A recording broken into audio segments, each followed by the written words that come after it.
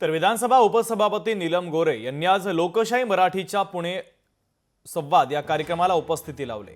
दरम्यान मला स्वप्नातही वाटलं नव्हतं मी विधानसभा उपसभापती बनेल, तसंच पहिली महिला उपसभापती बनल्याचा अभिमान असल्याचं देखील त्यांनी म्हटलेलं आहे। दरम्यान त्यांनी राज्यातील महिला अत्याचाराच्या संदर्भात देखील महत्त्वाचं भाष्य केलंय। महिला अत्याचाराच्या घटना आणि तक्रारी पूर्वी देखील होत होत्या, आता मात्र त्यातील दोषी सिद्ध होण्याचं आणि आरोपींना शिक्षा मिळण्याचं प्रमाण वाढलंय असं त्यांनी म्हटलेलं आहे।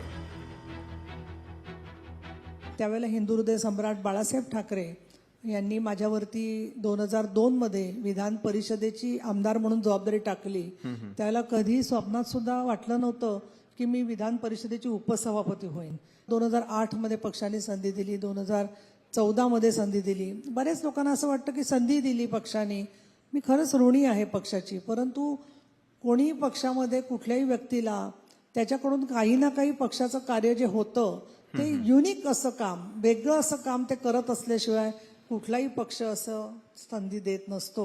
आणि इथे मला नम्रतेने सांगायला आवडेल की पहिलं पक्षामधली उपनेता 2005 मध्ये माननीय बाळासाहेब ठाकरे यांनी केलं, अर्थात त्यावेळेला उद्धवजी ठाकरे यांच्याकडे सूत्र होती। हिंसक भावना खूप वाढते आहे आणि त्याला जबाबदार मला तर असं वाटतं की एक बोट समाजाकडे केलं तर 4 बोट आपल्याकडे पण याच्यासाठी येतात की सोशल मीडियावरती जे हिंसात्मक, अश्लील, बेपर्वा, बेदरकार, बेकायदेशीर संदेश येतात ते न विचार करता फॉरवर्ड करत असतो आपण। तर ह्या सुद्धा गोष्टींच्या बद्दल विचार करणं फार गरजेचं आहे की आपण ते फॉरवर्ड करता कामा नये, किंवा आपल्याला चुकीचं दिसलं तर आपण सायबर सर्व्हिलन्स इन्स्टावरती किंवा याच्यावरती टाकू शकतो की ही गोष्ट चुकीची आहे।